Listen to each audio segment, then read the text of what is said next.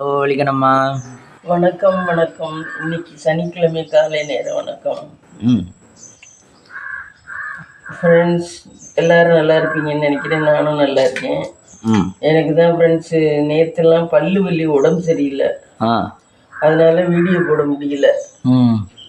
என்ன வலிக்கணும்மா? வீங்கி இருக்கு? ஆமாம், லைட்டாக வீங்கி இருக்கு ஃப்ரெண்ட்ஸ்.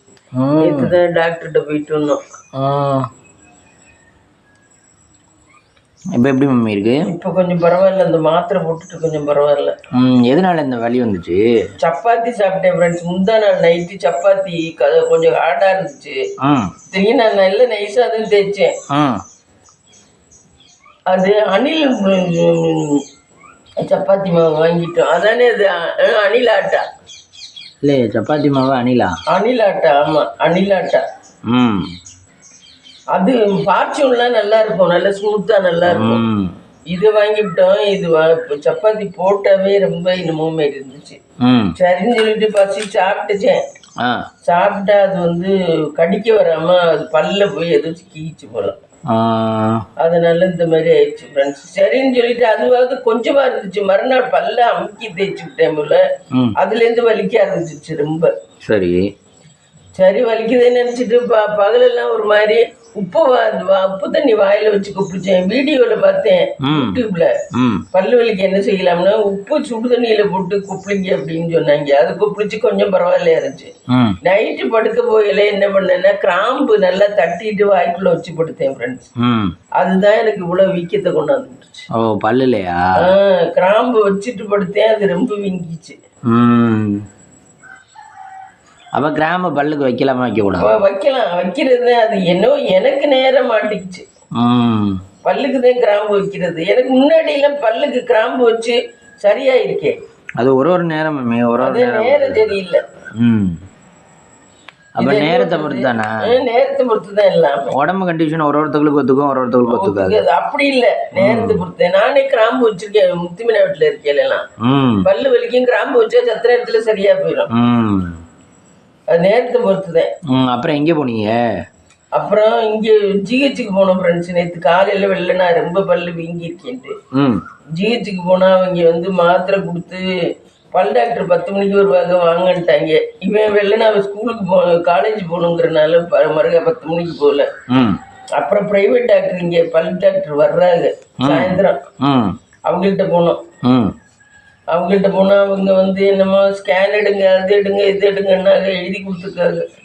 பல்லுக்கு ஸ்கேனா? ஆமாம். இப்போ எல்லா உறுப்புக்கும் ஸ்கேன் வந்துருச்சு. ஆமாம், பல்லுக்கு ஸ்கேன். அவங்க சொன்னால ஒரு பல்லு 2 பல்லுனா என்கிட்ட ஸ்கேன் இருக்கு.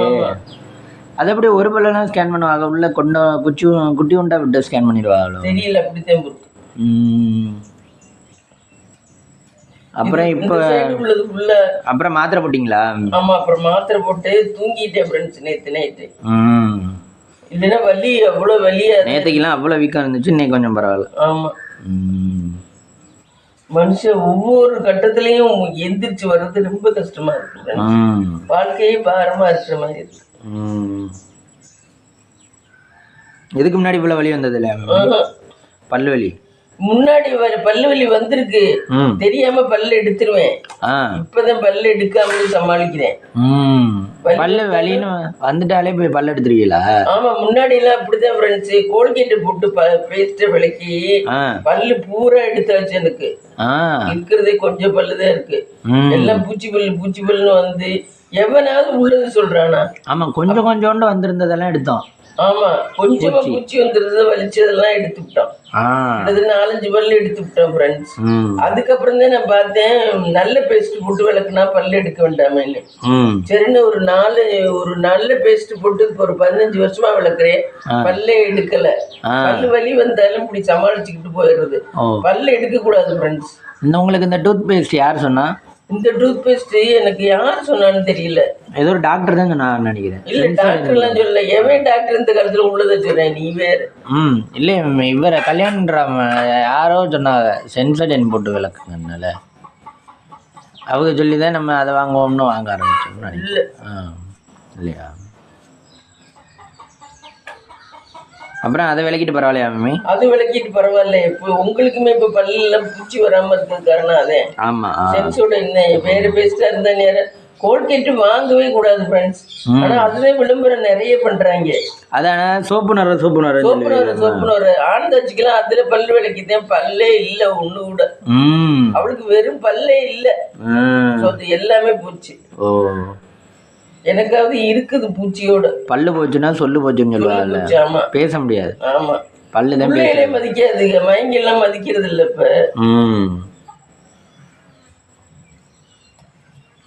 அப்புறம் டிவிக்கு மாநாடு தலைவர் கொந்தளிச்சு பேசியிருக்காரு. கேட்டீங்களா அவர் பேசினதெல்லாம்? இளைய தளபதி விஜய் இருக்காருல்ல, அவர் ஸ்டாலின் அங்கிள்னு சொல்லியிருக்காரு. அப்புறம் மதுரையில மாநாடு நடத்திருக்காரு மம்மி. முந்தானேத்து மதுரையில மாநாடு நடத்தி போயிருக்காரு. ஒரு 2 கிலோமீட்டருக்கு. அதில் ஒரு 10 லட்சம் பேர் 20 லட்சம் பேர் பங்கேற்றுப்பா போல. இந்த இவங்க சின்ன வயசு பல்க சின்ன வயசு பொண்ணுங்க இதுகள்லாம் ஒரு 2 கிலோமீட்டருக்கு இது மாதிரி நீளத்துக்கு போட்டிருக்காங்க. அவர் அந்த 2 கிலோமீட்டருக்கு மாநாடை பேசி முடிச்சுட்டு 2 கிலோமீட்டருக்கு நடந்து போய் எல்லாருக்கும் விசிட் பண்ணிருக்காரு. 2 கிலோமீட்டர் அந்த மாதிரி நீளத்துக்கு மாநாடு போட்டிருக்காங்க.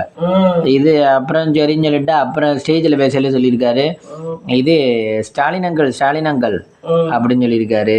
அப்புறம் ஸ்டாலின் அங்கிள் உங்களுக்கு எதிரியே நாங்கள் தான், தாவேக கட்சி தான் அப்படின்னு சொல்லியிருக்காரு. அப்புறம் நீங்கள் லேடிஸ்க்கு 1000 ரூபா கொடுத்து கவர் பண்ணலான்னு பார்க்குறீங்க, ஆனால் லேடிஸ்க்கு உரிமையே இதுவே ஒரு பயம் இல்லாத வாழ்க்கையை கொடுக்க மாட்டேங்கிறீங்க.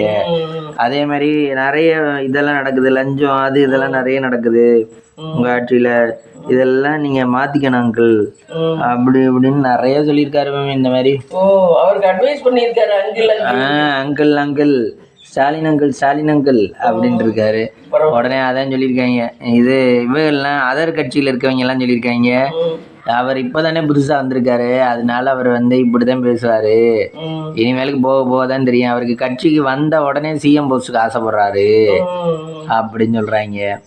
அப்புறம் இவங்க பிரேமலதா சொல்லியிருக்கா, விஜய் கேப்டன் விஜயகாந்தோட தம்பி தான், எப்பவுமே பாசம் மிகுந்த தம்பி தான், அதனால அவர் இந்த மாதிரி பேசுறத நாங்கள் வரவேற்கிறோம் அப்படின்னு அவ சொல்லியிருக்காங்க. அப்புறம் இவன் தமிழிசை சொல்லியிருக்கா, இது பாஜக பற்றி என்னமா சொல்லியிருக்காரு, பாஜக பற்றி இது தாமரை இலையில தண்ணி ஒட்டவே ஒட்டாது, அப்புறம் தமிழ்நாடு மட்டும் எப்படி பாஜகவில் ஒட்டும் அப்படின்னு சொல்லியிருக்காரு. தாமரை இலையில தண்ணி ஒட்டாது தானே, வலிக்கிட்டே போயிரும்ல, அதே மாதிரி தான் பாஜக தமிழ்நாடு மக்களை ஏற்றுக்க மாட்டாங்க, மோடியவோ அமித்ஷாவையோ ஏற்றுக்க மாட்டாங்க அப்படின்னு சொல்லியிருக்காரு.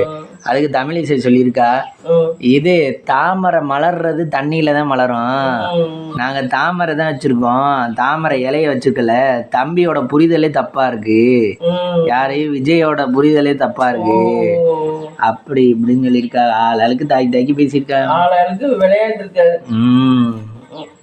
ஆனா எவ்வளவு மயர் வண்டியை போட்டுக்கிட்டு அவ்வளவு பேர் போயிருக்காங்க.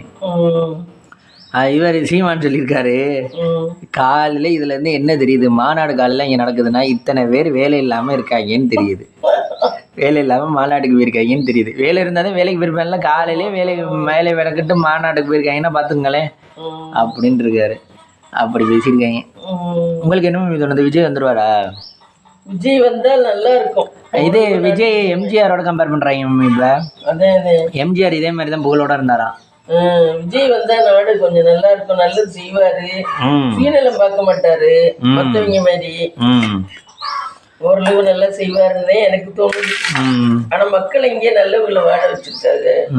ஆனா அவரே சொல்லியிருக்காரு, அப்புறம் இதுக்கு முன்னாடி நடிகரா இருந்து வந்தவங்க எல்லாம் பயந்து ஓடிட்டாங்க. யார? ரஜினிய கட்சிக்கு வந்தாலும் செய்ய மாட்டேன், பயங்கர சுயநலவாதி, அவனை வைக்கிறதே வேஸ்ட். அது மாதிரி நான் பயந்து போவேன்லாம் எதிர்பார்க்காதீங்க. விஜய் இது ஸ்டாலின் அங்கிள் எல்லாரும் மற்ற ஆக்டர் மாதிரி பயந்து போவான்னு எதிர்பார்க்காதீங்க. நான் முழு மூச்சாதான் இறங்கியிருக்கேன். அப்படி இப்படின்னு சவால் வந்தாலும் செய்ய மாட்டேன், அவன் போடுறது வேஸ்ட். அவன் ஆக்டுக்கு மட்டும் அவன் சம்பாதிக்க மட்டும்தான் அவன் உலகத்துல இருக்கானே தவிர மக்களுக்கு சேவை செய்யறதுக்கெல்லாம் இல்ல. ரஜினி செய்ய மாட்டேன், இவன் விஜய் செய்வேன், நல்ல மனுஷன், நல்லவன் விஜய் செய்வேன். அப்புறம் விஜய் அம்மா அப்பா பயங்கரமானவர், சோபா சந்திரசேகர், அவன் தலையிட்டானா மேற்கொண்டு குழுமல் நடந்தாலும் நடக்கலாம். விஜய் பொறுத்தளவுக்கு நல்லவன். சாப்பிட்டான்னு காரணம் நல்லா செய்வேன் மக்களுக்கு. ஆனா அவங்க தலைவர்கள் நல்லவங்களா இருந்தாலும் அவங்களுக்கு கீழே இருக்கவங்க சொல்லி அந்த புஷி ஆனந்த், அப்புறம் ஒருத்தர் துணைத் தலைவரா போட்டிருக்காங்க. அவரு எடுத்துறாங்களே. மு.க. ஸ்டாலினுமே ஓரளவு நல்லவர் தான், மனிதாபிமானம் உள்ளவரு, நல்லவர் தான். அவருக்கு கீழே இருக்கவங்க சொல்லி கெடுத்துதான் இப்ப எஜுகேஷன் லோன் எல்லாம் இந்த மாதிரி பண்றாங்க. ஆமா, அது தள்ளுபடி பண்ணியானும். ஏன்னா அது எல்லா ஆட்சியிலுமே சொல்லியிருக்கா, ஆட்சிக்கு வர்றதுக்கு முன்னாடி நாங்க தள்ளுபடி பண்றோம்னு சொல்றாங்க. ஆட்சிக்கு வந்த பிற்பாடு தள்ளுபடி பண்ண ஒத்துக்க மாட்டேங்கிறாங்க, தள்ளுபடி பண்ண மாட்டேங்கிறாங்க. இது நம்ம சொன்னதெல்லாம் நிறைவேற்றிதான் அந்த ஆட்சியை நம்ம பூர்த்தி பண்ணணும். அப்படிங்கல இதையும் நம்ம தள்ளுபடி பண்ணிதான் ஆகணும். அவங்க பண்ண மாட்டேங்கிறாங்களே. என்ன? ஆமா, விஜய் வந்தா கொஞ்சம் நல்லது பண்ணுவேன். ஆனா அவனுக்கு கீழே இருக்கவங்க சொல்லி கெடுத்து விட்டாங்கன்னா அப்புறம் அவன் என்ன பண்ணுவேன்? அவன் ஒரு ஆளா ஆட முடியாது, அவங்க உதவியில தானே அவன் இயங்கணும். ஆமா, அப்போ அதனாலதான் கீழே உள்ளவங்க சொல்றதை கேட்கறாங்க. கீழே உள்ளவங்க தான் தூக்கி சாப்பிடுறாங்க. போய் சிஎம்மா இருக்கவங்களோ மத்தவங்களோ சொத்து சேர்த்துக்கணும்னு நினைக்கல. இவங்க கீழே இருக்கவங்க அவங்களுக்கு சேர்த்துக்க வேண்டி இவங்களையும் சேர்த்துக்குமா. நீங்களும் இப்படி மாறுங்கடா, ஆமா, நல்லவனா இருக்காதடா, இப்படி மாறுறா, இப்படி அதிகாரத்துல நாங்க இருக்கணும். என்ன நீ டக்குன்னு இந்த மாதிரி சொன்னீனாதே தெரிவிச்சினாதே நாங்க இருக்கலாம்னு அவங்க பண்றேன். மொத்தம் சிஎம் எல்லாம் மு.க. ஸ்டாலின் ஓரளவுக்கு இறக்க குணம் உள்ளவரு. அந்த அவன் கீழே இருக்காங்க அவங்க பண்ற படுத்துற பாடுதான் இது. அவங்களுக்கு தலை தெரியாது, சொல்லி விட்டு கொடுத்துட்டு போக வேண்டியதானே. இப்ப நீ இந்த சிஎம்னாக்க நான் உனக்கு அசிஸ்டண்டா இருக்கேன்னாக்க ஓ மூஞ்சிதான் வெளியே தெரியும், நான் சொல்லி கொடுக்கறவங்க மூஞ்சி தெரியாது. ஆனா எனக்கும் பணம் வந்து சேர்ந்துரும். ஷேர்ல 100 கோடியில 50 கோடி எனக்கு வந்துடும். அப்படி இல்ல பண்றாங்க எல்லாருமே. வெளியே தெரியறத ஒருத்தவங்க, உள்ள பண்றவங்க வேற ஒருத்தங்க. வெளியே தெரியறவங்க முகம் நல்ல முகமா தான் இருக்கு. சிஎம் மு.க. ஸ்டாலினுமே ஓரளவு நல்லவர் தான். ஏன்னா அவர் மக்களுடைய கஷ்டம் எல்லாம் தெரிஞ்சவர் தான். விஜயும் அதே மாதிரி தான். ஆனா அந்த இடையில இருக்கவங்க தான் கெடுத்து விடுறாங்க. அப்புறம் சொல்லியிருக்காங்க, இது 40 வருஷம் அரசியல் ஸ்டாலின், அவரை போய் அங்கல்னு சொல்றீங்க. அவர் எத்தனை வருஷமா அரசியல் இருந்துட்டு தான் வந்திருக்காரு, அவரை போய் ஈஸியா அங்கல்னு சொல்றீங்க அப்படின்னு சொல்லியிருக்காங்க. அங்கிள்னு சொன்னா சின்ன வயசா ஒரு வயசானவர் அங்கிள்ங்கிறேன். கூப்பிடுறேன், இது ஒன்றும் தப்பு இல்லையே அங்கிள். ஆனா வார்த்தை புதுசா இருக்குல்ல. அதே மாதிரிதான் இவர் எடப்பாடி ஒரு வாசகம் எழுதி தருவாங்க போல. இந்த அதாவது ஒருத்தவங்களை தாக்குற மாதிரி வாசகங்கள் எழுதி தருவாங்க போல. எடப்பாடி சுற்றுப்பயணம் மேற்கொண்டார்ல, நம்ம புதுக்கோட்டை, கந்தரக்கோட்டை, தஞ்சாவூர் இதெல்லாம். அப்ப அவர் சொல்லியிருக்காரு, good bye Stalin. Good bye ஸ்டாலின்னா அவர் ஆட்சிக்கு குட் பையா. குட் பை ஸ்டாலின் சொல்லுங்க எல்லாரும், குட் பை ஸ்டாலின் அப்படின்னு சொன்னாதான் கிளம்புவாரான். அப்படி மாநாட்டுல இருந்து அந்த மாதிரி இவரு குட் பை ஸ்டாலின் எடப்பாடி, இவர் ஸ்டாலின் அங்கிள். ஒருத்தவங்களுக்கு வாசம் கரெக்டா எழுதுறாங்க. எழுதி கொடுத்தே படிக்கிறாங்க. யோசிக்கிறாங்கல்ல, ஸ்டாலினை எப்படி தாக்கலாம், அவர் மனசு எப்படி கஷ்டப்படும், அவர் மட்டும் சம்பாதிக்கிறாரு, அவர் மட்டும் இது பண்றாருல்ல, அவர் எப்படி தாக்கலாம். அந்த மாதிரி இதுல சம்பாதிக்காட்டி கூட சுத்தி எக்கச்சக்கமா ட்ரிங்க்ஸ் இதுவே வச்சிருக்காரு. ஆமா, ட்ரிங்க்ஸ் கம்பெனி வச்சிருக்காரு. கம்பெனி அங்க இருந்தா எடுத்தே ஆனும். ஆமா, அப்புறம் அதுலயே வருமானம் வருது. இருந்தாலும் ஆட்சியில் இருக்க மாதிரி வராதுல. சிஎம் வர்றாரு, வாப்பா சிஎம் வர்றாருப்பா, மதிப்பு. அவங்களுக்கெல்லாம் மதிப்பு தானே வேணும், மற்றதை விட. சாப்பாடு சாப்பிட்றா நல்லா. ஆமா, ஆனா என்ன சாப்பிட்டா என்னன்றது, அவர் உடம்புல ரத்தத்தை மாத்திக்கிட்டு இது பண்ணிக்கிட்டு கஷ்டப்பட்டுக்கிட்டு தான் இருக்காரு. அவர் கஷ்டப்பட்ட அளவுக்கு அவங்க அப்பா கஷ்டப்படல. அவங்க அப்பா நல்லா இந்த அளவுக்கு மாத்திக்கிட்டாவது இருக்காங்க. நம்மள போல ஆளா இருந்தா செத்து பரலோகம்.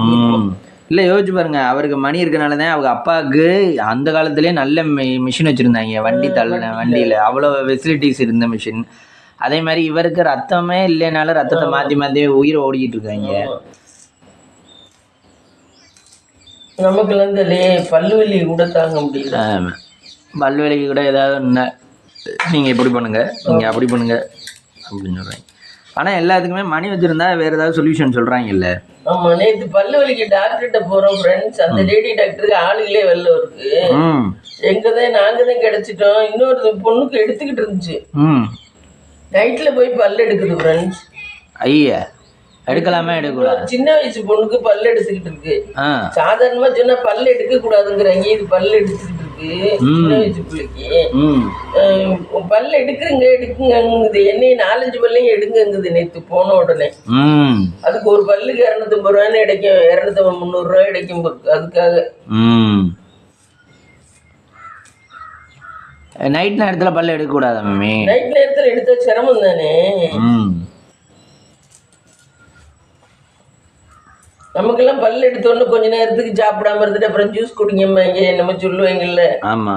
அப்ப போகும்போது நம்ம புதுக்கோட்டையில முதல்ல ஜெயராமன் தானே போவோம். ஆமா. அப்ப சின்ன வயசுல எல்லா பல் டாக்டருமே பல்ல எடுக்கதான் சொல்றாங்க ஃப்ரெண்ட்ஸ். பல்ல வச்சுக்கிட்டு பல்லுக்கு வைத்தியம் பாருங்கன்னு எவனும் சொன்னது கிடையாது.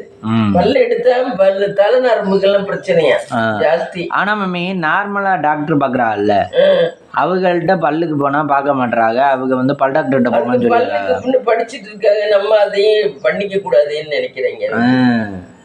நம்ம இல்லைன்னா சாதாரணமா எம்பிபிஎஸ்னாவே எல்லாமே இன்க்ளூடிங் தான். எம்பிபிஎஸ்ங்கிற டிகிரி எல்லாமே இன்க்ளூடிங் தான். மற்றது எல்லாமே ஓரளவு தெரியும், அடிப்படை அடியில நுழைஞ்சு தெரியாதே தவிர ஓரளவு தெரியும். ஆனா இவங்களே பல்லுக்கெல்லாம் மருந்து கொடுக்கலாம் எம்பிபிஎஸ் இந்த டாக்டர்களே. அவங்க அதுக்குன்னு படிச்சுட்டு இருக்கவங்க வெட்டியாரு போயிடுவாங்களேன்னு சொல்லிட்டு இவங்க பல் டாக்டர்கிட்ட போங்கிறாங்க. பல்லு எல்லா மனுஷனுக்கு இருக்கும், எல்லா உயிரினங்களுக்கும் இருக்கும். அப்ப அதுக்குன்னு தனியா படிச்சிருக்காங்க, அவங்களையே நம்ம டிஸ்டர்ப் பண்ணுவாங்க. வீடியோல நம்ம பார்த்தே பல்லு எடுக்க கூடாது, முடிஞ்ச வரைக்கும் பல்லு எடுக்காம பாருங்க. என்ன பல்லு எடுக்கவே கூடாது எந்த காரணத்தை கொண்டும். அதுவே துணுங்கி கொட்டிடும் மம்மி. ரொம்ப ஸ்ட்ராங் இல்ல, ரொம்ப இது. ஆனா வலி இருந்தா மட்டும் போகலாம். வலி இல்ல, பல்லு பூச்சி பல்லா இருக்குன்னா நம்ம அப்படியே வச்சுக்கலாம். அதுவே என்னன்னா இந்த பல்லெல்லாம் வச்சிருந்தேன், அது கிட்டத்தட்ட 25-30 வருஷமா இந்த பூச்சி பல்லு. இன்னைக்கு அது காமிச்சிச்சுல அந்த பூச்சி பல்லு இருக்கு, எனக்கு ஒண்ணும் தொந்தரவு பண்ணல, அப்படியே தான் இருக்கு. அதே ஃபர்ஸ்ட் எனக்கு பூச்சி பல்லுன்னு வந்தது. கடைசி அரியலூர்ல எடுக்கலாம் இந்த பல்ல காமிச்சு அந்த மாதிரி வேற பல்ல எடுத்து போச்சு. பல்லுக்கு டாக்டருக்கு அப்படியே மாத்தி எடுத்துறாளுங்க. அரியலூர்ல லேடி டாக்டர் தான் எடுத்தா, நான் காமிச்ச பல்லு ஒண்ணு, அவ எடுத்தது ஒண்ணு. நமக்கு அவ்வளவு தூரம் சொன்ன தெரியாது பல்லுல எல்லாம். நீங்க எடுத்த பிற்பாடு பார்க்க மாட்டீங்களா? என்ன பார்த்தா பூச்சி பல்லு இருக்கு, வேற பல்லு எடுத்துருக்கேன். அப்புறம் கேட்டீங்களா? அந்த பல்லு எடுத்தது வீங்கிய வச்சு எனக்கு, அதுவும் அப்பவும் மூஞ்சித்த தண்டி வீங்கி வந்துருந்துச்சு. 4-5 நாள் அப்படியே தான் இருந்துச்சு, அப்படிதான் சரியானுச்சு. அப்ப கேட்டீங்களா டாக்டர்கிட்ட, என்ன டாக்டர் இப்படி எடுத்துட்டீங்க? அது அரியலூர் போய் கேட்கிறோம், நம்ம செந்துறையில இருந்தோம், அதனால கேட்கல. அப்ப நிறைய ட்ரீட்மெண்ட்டுக்கு மாத்தி பார்த்தானாலும் கேட்காமலும் இருக்கு. அப்ப வந்து மூஞ்சி 3 நாளைக்கு இப்படி வீங்கி இருந்துச்சு. ஆனா கண்ணு கிட்ட வீங்கல இருக்கு, மூஞ்சியோட வீங்கிச்சு. இப்ப கண்ணு கிட்ட வீங்க வந்து ஸ்கேன் எடுக்கணுங்கிறாரு. கண்ணு கிட்ட வீங்குது பாரு, அது நேற்று சொன்னிச்சுல, கண்ணு கிட்ட வீங்குறதுனால ஸ்கேன் எடுக்கணுங்கிறாரு. ஸ்கேன் எல்லாம் இப்ப எல்லாத்துக்குமே வந்துருச்சு. ஆமா. அதுக்கப்புறம் எப்பவுமே எடுத்தீங்க அரியலூருக்கு அப்புறம்? அப்புறம் இந்த இவெண்ட் போய் எடுத்தது விருந்தாவனத்துல, புதுக்கோட்டையில ஜெயராமன்கிட்ட போய் எடுத்தது. அவர்கிட்ட எத்தனை பல்லு எடுத்தீங்க? வரிசையா ஒரு 5-6 பல்லு எடுத்துட்டோம் தொடர்ச்சியா. அவர் இந்த பல்லு இல்லைன்னு அவர் என்ன சொன்னாரு, ஒரு பல்லு வந்துருச்சுன்னா அடுத்தடுத்த பல்லுக்கு மாறிக்கும் வந்துடும், அதனால வந்த பல்லெல்லாம் எடுத்துருவோம்னு சொல்லி தான் எடுத்தது. அவர் வந்து பல்லு வலி வந்ததே அப்பவும் போய் எடுத்தேன், பல்லு வலி சரியா கேட்க மாட்டேங்குது. ஆனா இப்போ அந்த சொல்யூஷன் தெரியுது, பல்லு வலியெல்லாம் நம்ம வலி மாத்திரை போட்டு அந்த சமயத்துக்கு கட்டுப்படுத்திட்டோம்னா அப்புறம் சரியாயிருது. என்ன ஆமா, அதை விட்டுட்டு இவங்க சொல்றதெல்லாம் எடுத்தோம்னா கடைசி வரைக்கும் நமக்கு பல்லு தலைக்கு போற நரம்புக்கும் பல்லுக்கும் கனெக்ஷன் இருக்கான். பல்லு எடுத்துட்டா நமக்கு ரொம்ப கஷ்டம்னு சொல்றீங்க. ஆமா, உடம்புல இருக்க ஒரு பார்ட்டு எடுத்துட்டா கஷ்டம் தானே. இவங்க வந்து ஈஸியா பல்லு எடுக்கிறோம்னு சொல்றாங்க. இல்ல அந்த எடுத்ததே எனக்கு எவ்வளவு கஷ்டமா இருக்குங்கிற. அப்பா அவ்வளவு ஹெல்த் இஷ்யூஸ் வருது. அதான் உடம்புல நேச்சுரலா கடவுள் கொடுத்த உறுப்பு ஒண்ணு நம்ம எடுத்தோம்னா கஷ்டம். இப்ப எதுக்கு கண்ணு முக்கியம், காது முக்கியம், வாய் முக்கியம், மூக்கு முக்கியம்னு எல்லாம் சொல்றோம். கர்ப்பப்பையெல்லாம் தீர முடியாத பட்சம் மட்டும்தான் எடுக்கணும். இப்ப பிளட் மாதிரி திரும்ப எடுத்தது திரும்ப ஊறுச்சுன்னா அதை எடுக்கலாம். ஆமா எடுக்கலாம். இப்போ உங்களுக்குமே கர்ப்பப்பை திரும்ப வளர்ந்துச்சுன்னு வச்சுக்கோங்க, அதை எடுக்கலாம். அதே மாதிரி இப்போ இது பல்லு எடுத்தாலும் பல்லு ஆனா வளரும், ஆனா வந்து 1 வயசுக்கு மேல வளராது. வளராது. சின்ன பிள்ளைகளுக்குலாம் எடுக்கலாம். குட்டி பிள்ளைகளுக்கு எடுத்தோம்னா வளர்ந்துடும். அதுக்கு விழுந்து விழுந்து வர உடையுங்க. ஆமா,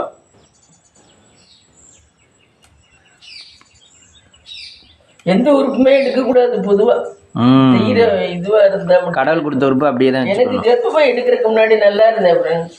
கர்ப்பப்பை எடுத்ததுல இருந்ததே நோஞ்சா நட்டாயிட்டேன். எப்ப பார்த்தாலும் ஏதோ ஒரு பிரச்சனை. ஸ்ட்ரென்த் இல்லையா? ஸ்ட்ரென்த் இல்ல, ஏதோ ஒரு பிரச்சனை. ஸ்ட்ரென்த்தை சாப்பிட்டாலும் ஸ்ட்ரென்த் வராதா? ஸ்ட்ரென்த்தை சாப்பிடவும் முடியல, அல்சர் வேற இருக்கு. அப்படிதான், வயசும் வேற ஆகுது. வள்ளிக்கு நமக்கு அல்சர் உப்பு இருக்குல்ல. ஆமா, வள்ளிக்கு நமக்கு அல்சர் பிரச்சனை தான் பெரும் பிரச்சனை. இப்ப அல்சர் பிரச்சனையை விட்டுட்டு இப்ப பல்லு வலிய ஏதோ ஒண்ணு பண்ணணும்னு நினைக்குது கடவுள் எனக்கு. அது நேரம் சரியில்லாம அதாவது ஒருத்தவங்க கஷ்டத்திலேயே வழியிலே இருக்கணும் அப்படின்னு நினைக்குது கடவுள். அதனால அதை நம்ம சகிச்சு தானே ஆகணும். எனக்கு இது நாள்ல இருக்கு சந்திரா, இது அது என்ன சனி, நான் அர்த்தாஷ்டம சனியா இருக்கு. அதுதான் ரொம்ப படப்படுத்துது. குரு திரும்பி நல்ல இடத்துல இருக்காரு, 7ஆம் இடத்துல இருக்காரு. தனுசுக்கு குரு 9ல இருந்தானே நல்லது. 7 விட நல்லது. ஒத்தப்படையில இருந்தாவே குரு நல்லது. 5ஆம் இடம், 7ஆம் இடம், 2ஆம் இடம், 9ஆம் இடம், 11ஆம் இடம், இதெல்லாம் நல்லது. அடுத்த வருஷம் குருவும் இதுல இருக்காரு, அர்த்தாஷ்டம சனி இருக்கு. ரொம்ப படுத்த போகுது, என்ன ஒண்ணு போறோம்னு தெரியல. அப்புறம் இன்னைக்கு எங்கேயும் போலையா? இன்னைக்கு எங்கேயும் போகல. Car travel? கார் டிராவல்லாம் எங்கேயும் போகல. நாளைக்கு தான் குலதெய்வம் கோயிலுக்கு போகணும் ஃப்ரெண்ட்ஸ். நாளைக்கு தான் குலதெய்வம் கோயிலுக்கு போகணும். காரில் தானே போவீங்க? ஆமாம், போயிட்டு வந்து சமைக்கணும். அப்போ இன்னைக்கு நான்வெஜ் எடுக்கலையா மம்மி? எறும்பு பிஞ்சு போயிடும். நான்வெஜ்னு நீ தான் திங்கிற, நான் திங்கவே இல்லை. ஓ அப்படியா? அன்னைக்கு 1/2 கிலோ எடுத்து நான் சாப்பிடவே இல்லை ஃப்ரெண்ட்ஸ். இவனையும் சாப்பிட்டேன்.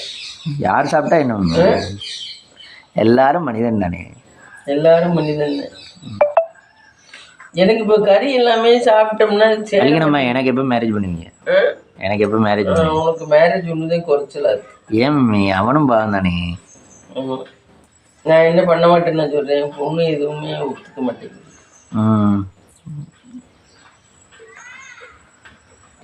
ஏன் ஹியூமர் சென்ஸாக இருந்தால் தான் ஒத்துக்குங்களா? நீ வேலையை மாற்றினாதே ஒத்துக்குங்க எந்த பிள்ளைங்க. வேலை இதில் இருக்க வரைக்கும் உனக்கு லைஃப் அமையாது. ஏன்னா இந்த வேலை நம்மளுக்கே தோணுது இல்லை, இதில் என்ன ஸ்ட்ராங் இருக்கு? நம்மளுக்கே தோணுதா? இது எந்த காலத்துலேயும் டீச்சிங் இருக்குன்னு இருந்து என்ன பிரயோஜனம்? என்ன செத்து கஞ்சி குடிக்கிறதுக்கு ஒரு வழியே செத்துட்டு போயிடலாம். என்ன இருந்தா கொஞ்சம் லைஃப்ல என்ஜாய்மெண்டா நல்லா இருக்கணும், ஜாலியா வாழ்ற வாழ்க்கைய. அதை விட்டுட்டு டெய்லி செத்து கஞ்சி குடிக்கிறதுக்கு தான் இந்த வேலை லைக் ப்ரொஃபஸர் வேலை. அதை எவனும் மாற்றவும் மாட்டேங்கிறான், யூனியன் வச்சு எவனும். ஆமா, கமிட்டி இதுவும் வைக்க மாட்டேங்கிறாங்க. கமிட்டி அந்த இதுவும் வைக்க மாட்டேங்கிறாங்க, சங்கமும் வைக்க மாட்டேங்கிறாங்க. சங்கம் இருந்தாலும் பரவாயில்ல. அந்த பிரைவேட் சம்மேளனம்னு ஒன்று இருக்குல்ல, அதுல நாங்க கம்ப்ளைண்ட் பண்ணலாமா? பிரைவேட் சம்மேளனம்னு ஒன்று இருக்குல்ல, இந்த பிரைவேட்ல வேலை பார்க்குறவங்களுக்குலாம் இருக்கா இல்லையா? தெரியலையே. பிரைவேட்ல வேலை பார்க்குறவங்களுக்கு கமிட்டி யூனியன் கிடையாது. ஓகே. ஆனா இதுல வேலை பார்க்குறவங்களுக்குலாம் இருக்கு, கவர்மெண்ட்ல. ஆனா மற்றதுக்கெல்லாம் நீ பண்ண முடியாது. கடையில வேலை பார்க்குறதுக்கெல்லாம் யூனியன் சட்டம் பண்ண முடியாது, அது ஓனரை பொறுத்துதான். இது வந்து நீங்க 20 பேர் 30 பேர் ஒரு காலேஜுக்கு வேலை பார்க்குறீங்க, எப்படி குறைஞ்சது 50 பேரு. இதுல யூனியன் வைக்கலாம், சங்கம் வைக்கலாம். இதுல ஒன்றும் பிரச்சனை வராது. யூனியன் வைக்கலாம், சங்கம் வைக்கலாம். ஏன்னா இதுவும் ஒரு ப்ரொஃபஷனல் தானே. அதனால இது யூனியன் வைக்கலாம். யூனியன் வைக்காம ஏன் இருக்காங்கன்னு தெரியல. யூனியன் வச்சா உங்க நியாயத்தை தரப்பா எடுத்து சொல்லலாம்ல. நம்ம ஒன்னும் அக்கிரமம் பண்ண வேண்டி வைக்க சொல்லல, உங்க நியாய தரப்பையும் எடுத்து சொல்லலாம்ல. அது ஏன் கொத்தடிமை மாதிரி செய்யறதுக்கு இப்படி ஓனர்கள் இருக்குல்ல. இல்ல காலேஜ் வைக்க முடியல, எடுத்து மூடிட்டு போங்கடா, கல்யாண மண்டபம் ஆக்குங்க. யார் கேட்டா என்ன? கவர்மெண்ட் கட்டிட்டு போகுது, கவர்மெண்ட் காலேஜ் நிறைய வந்துரும்ல. இவங்க இல்லைன்னா இவங்க பிரைவேட் காலேஜ் வேற வச்சுக்கிட்டு தானே பெரிய தொல்லையா இருக்கு. கவர்மெண்ட் காலேஜாவது வந்துட்டு போகும்ல. அதுக்கு ஒரு 10 பேர் 50 பேர் எடுப்பான் இல்ல வேலைக்கு. என்ன சொல்ற? ஆமா ஆமா, இவங்களுக்கு மொத்தம் பிரைவேட் வேலைக்கே போக கூடாது. பிரைவேட் வேலைக்கே போகக்கூடாது. பிரைவேட் வேலைக்கு போகலாம், வட்டி கடை சிட்டியார்கள்ட்ட எல்லாம் இருந்தா மேல வந்துடலாம். என்ன வட்டி கடை சிட்டியார்கள்ட்ட எல்லாம் அவங்க எல்லாம் ஆளை பார்த்துக்கிட்டே இவன் இப்படி இருக்கான்டா அவன் அப்படி இருக்கான்டான்னு பார்த்துக்கிட்டு எங்க போனாலும் நம்ம சூதானமா இருக்கணும். இப்ப கவர்மெண்ட்னா அப்படி கிடையாது. ஒரு சாப்பாடு வைக்கிறேன், அதை நீ ஐயோ சாப்பாடு பத்திரமா வச்சிருக்கணும், பத்திரமா அவங்க வர வரைக்கும் வச்சிருக்கணும்னு நினைச்சு வச்சிருந்தீங்கன்னா நீ பொழைச்சிக்க முடியாது. சரி அவங்க அங்கிட்டு போயிருக்காங்க, நம்ம அங்கிட்ட எடுத்துக்கோ அப்படின்னு அப்படிட்டு இருக்காதே பொழைச்சிக்கணும். அதான் வடிவேல அந்த படத்துல சொல்லுவேன், இந்த இதில் அஜித்தும் ஜோதிகா நடிச்சுக்கல, ஒரு வீடு 2 குடும்பம், அந்த படத்தில் சொல்லுவேன், வீட்டில் சமைக்கிறது பெருசு இல்லை, வேலைக்காரிட்ட வீட்டில் சமைக்கிறது பெருசு இல்லையா, வீட்டில் இருக்கவங்க இல்லாத போது அதை சமைச்ச பொருளை உள்ள தள்ளி நம்ம உடம்ப தேத்திக்கணுமா சொல்லுவேன். உடம்ப தேத்திக்கிறதே முக்கியம். அவங்க இப்போ நான் சமைச்சிக்கிட்டு இருக்க, இப்போ கோலா உருண்டை சமைக்கிற, அதில் 2 உருண்டை நீ உள்ளே போட்டு உன் உடம்ப தீர்த்திக்க, அது மாதிரி இருந்தால் தான் நல்லது. அவங்க இல்லாத போது சூதானமாக நடந்துக்கணும். எங்கே போனாலுமே நம்ம சூதானமாக நடந்துக்கிட்டோம்னா தான் பிழைக்க முடியும். அப்போ வேலைக்காரர்கள் எல்லாம் சமைக்கிறது அப்படி சாப்பிட்றாள், அதனால தான் வேலைக்காரன் நம்ம சூதானமாக பார்த்தோம்னா அப்படிலாம் எடுக்க மாட்டாங்க. நம்ம சூதானமா பார்க்கலைன்னா அவங்க அப்புறம் தின்ட்டு அவங்க வச்சது மிச்சம் நம்ம மதிக்கலாம். அதான் சொன்னி இல்லை, யாரோ ஒருத்தர் வீட்டுல வேலைக்காரங்க சப்பாத்தியில சப்பாத்தி மாவுக்கு மூத்தத்தை ஊத்தி பிணைஞ்சு அவங்க எல்லாருக்கும் ஏன் அவங்க நினைக்க மாட்டாங்களா, ஆகா நம்மளை நம்பி வேலைக்கு வச்சிருக்காங்க நம்ம இப்படி பண்ணலாமான்னு நினைக்க மாட்டாங்களா? அவங்களுக்கு ஏதோ ஒரு பிடிக்காமதான் பண்ணிக்கிட்டு இருந்திருக்காங்க. கருமம் இப்ப அடுத்தவங்கள்ட்ட எல்லாம் சாப்பிடணும். ஆமா, வேலைக்கார வச்சு சாப்பிடுறது ரொம்ப அனீசியா இருக்கு, சொன்னா புரிய மாட்டேங்குது, அனீசியா இருக்கு. ஏன்னா அவங்க நினைச்ச அப்படி பண்றது இல்ல, அது ஒரு அருவருப்பா இருக்குதானே. வேலைக்கார கூட்டியில வச்சுக்கலாம், விளைக்கல். நீங்க இப்ப சொல்றீங்கல்ல கார் ஓட்டுறதுக்கே நம்ம ஆள் கூப்பிட்டோம்னா நம்ம 2 பேரும் காருக்குள்ள ஃப்ரீடமா பேச முடியாது, ஒரு சுதந்திரமா இல்ல இருக்காது. இப்ப அது மாதிரிதான் நம்ம வீட்டுக்கு ஆளை கூப்பிடுறோம்னு வச்சுக்கோங்க. இப்ப நம்ம சமைக்கிறதுக்கு ஆள் வரான்னு வச்சுங்க, அவங்க என்னத்தை போட்டு எந்த கையில என்னென்ன பண்றாங்கிறது நம்மளுக்கு என்ன தெரியும்? நம்ம எல்லா நேரமும் நின்று பார்க்க முடியுமா? முடியாது. இப்ப விலைக்கு கழுவ ஆள் வச்சுக்கலாம், விலைக்கழுவ கூட்டி ஆள் வச்சுக்கலாம், சமைக்கிறதுக்கு ஆள் வைக்கப்படாது. அதே மாதிரி கார் ஓட்டுறதுக்கு ஆள் வைக்கப்படாது. அவங்க நம்ம திட்டம்னா அதுக்கு தகுந்த மாதிரி நம்மளை கடுப்பேத்துறதுக்கு வேணும்னே வேற செஞ்சிடுறாங்க. நம்ம சொல்றோம் நான் கைக்குள்ள வச்சிருக்கேன் வேலைக்காரின்னு, அவ வேலையை அதுல பண்ணிட்டு போயிடுறான். என்ன வேலையில பண்ணிட்டு போயிடுறா. இதுல நீயே நான் அவளை வேலைக்காரிய எங்களுக்கு தட்டு ஒதுக்கி தராங்க அப்படின்னு ரொம்ப நல்லவங்களுக்கு மாதிரி பேசுறாளுங்க. நீயே நான் அவளை ஓனருக்கு தட்டெல்லாம் எங்களுக்கு ஒதுக்கி தனியே வைக்கிறாங்க, சாப்பிட்ற தட்டை. நாங்க சாப்பிட்ற தட்டுல அவங்க எதுங்கிறதுல, அவங்க சாப்பிட்றது இல்லை, நாங்க எதுங்கிறதுல. ரொம்ப ஓனருக்கு ஸ்ட்ரிக்டா இருக்கு, இவளுக்கு கஷ்டப்படுற மாதிரி சொல்றாளுங்க. இவளுக்கு நல்லாதான் இருக்காளுங்க வேலைக்காரி எல்லாம். அவளுக்கு வச்சதும் சட்டமா இருக்கு, எதை மாத்திக்க சொன்னாலும் மாத்திக்கிறதே கிடையாது. இஞ்சி எல்லாம் டீக்கு போட சொன்னா ஃப்ரெண்ட்ஸு அப்படியே தோல் உரிக்காமலே தட்டி போடுறாள் வேலைக்காரி. அவளுக்கு விட அப்படி பண்ணுவாள். ஆமா, அடுத்த வீட்டுல சாப்பிடுறது சும்மா அது தேவையே, இது ரொம்ப கஷ்டம். ஆனா நம்மளால சமைக்க முடியலன்னு தானே வச்சிருக்காங்க இல்லையா? சமைக்க முடியலனாலும் பைய ஏதோ ஒரு கஞ்சியாவது வச்சு நம்மளா குடிச்சுக்கலாம், இல்லைன்னா ஹோட்டல்ல வாங்கலாம், அது தப்பு இல்ல. எல்லாருக்கும் சமைக்கிறாங்க, ஸ்விக்கி இதுல வாங்கலாம். ஆமா, அது கொண்டாந்து தந்துடுறாங்க. ஆமா, ஹோட்டல்ல வாங்கலாம் பொதுவா, அது எல்லாருக்கும் சமைக்கிறாங்க, அதுல அவ்வளவு தூரம் கெடுதல் வந்துடாது. ஆமா, இப்ப பள்ளி சாம்பார்ல விழுந்துச்சுன்னா அது எல்லாருக்கும் தான், எல்லாருக்கும் தான். ஆமா, நம்மளுக்கு மட்டும் இல்ல.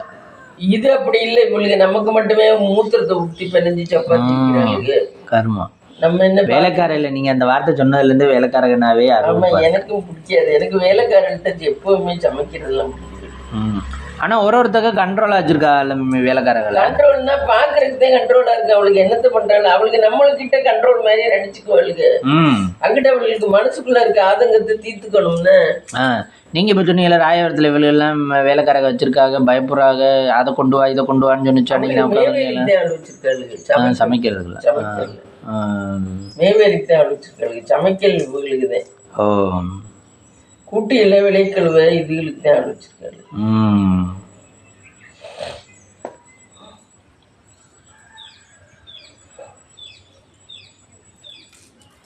முத்துமினாவெல்லாம் கவனம் பத்தாத இவாட்டுக்கு போட்டு படுத்திருந்தான்னா அவன் வேலைக்காரி வேற ஏதாவது பண்ணிட்டு போயிடுவா. ஆமா, அப்புறம் அதைதான் சாப்பிடணும், அதைதான் பண்ணணும். அது மேற்கொண்டு சீக்கு கொண்டாந்து விடும். இல்ல விஷத்தையே கொஞ்சத்தை கொண்டாந்து பிணைஞ்சு விட்டான்னு வச்சுக்க, நமக்கு என்ன தெரியும்? சப்பாத்தி மாவுல விஷ பாட்டில் வாங்கிட்டு வந்து அதை ஊத்தி பிணைஞ்சிட்டானா நம்ம வாட்டுக்கு சாப்பிடுவோம், வயிற்று வாய் வலிக்கும். என்ன நமக்கு என்ன தெரிய போகுது? அவன் சீலையில வச்சு கொண்டாந்தானே எப்படி தெரியும்? ஆமா. அப்புறம் போறது இங்க இருந்த பொருள்கள் எடுத்துட்டு போயிருவாளுங்க. எடுத்துட்டு போறாளுக்கு போகலையே.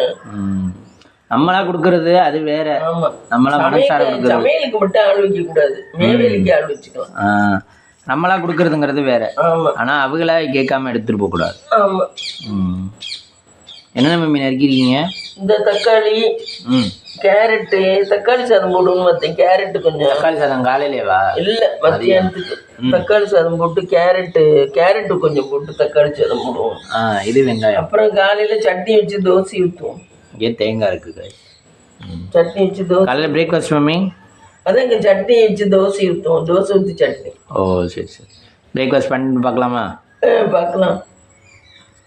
ஃப்ரெண்ட்ஸ், காலையில் பிரேக்ஃபாஸ்ட் பார்த்தீங்கன்னா சுட சுட தோசை. அந்த இப்போ வச்ச சட்னி, கொஞ்சம் சட்னி வச்சேன் ஃப்ரெண்ட்ஸ். அப்புறம் பார்த்தீங்கன்னா கொண்டக்கடலை குழம்பு நேற்று வச்சது சூடு பண்ணி வச்சேன். இதுதான் ஃப்ரெண்ட்ஸ் இன்றைக்கி நம்ம வீட்டில் காலையில் பிரேக்ஃபாஸ்ட். வாங்க சாப்பிடலாம். ஃப்ரெண்ட்ஸ், இன்றைக்கி மத்தியானம் லஞ்சுக்கு தக்காளி சாதம் ஃப்ரெண்ட்ஸ். தக்காளி கேரட்டு போட்டேன். பீன்ஸ் இல்லை, கேரட்டு, தக்காளி, வெங்காயம் இதெல்லாம் போட்டு தக்காளி சாதம். மதிய லஞ்ச். இந்த வீடியோ பிடிச்சிருந்தா லைக் பண்ணுங்கள், ஷேர் பண்ணுங்கள், கமெண்ட் பண்ணுங்கள், சப்ஸ்கிரைப் பண்ணுங்கள்.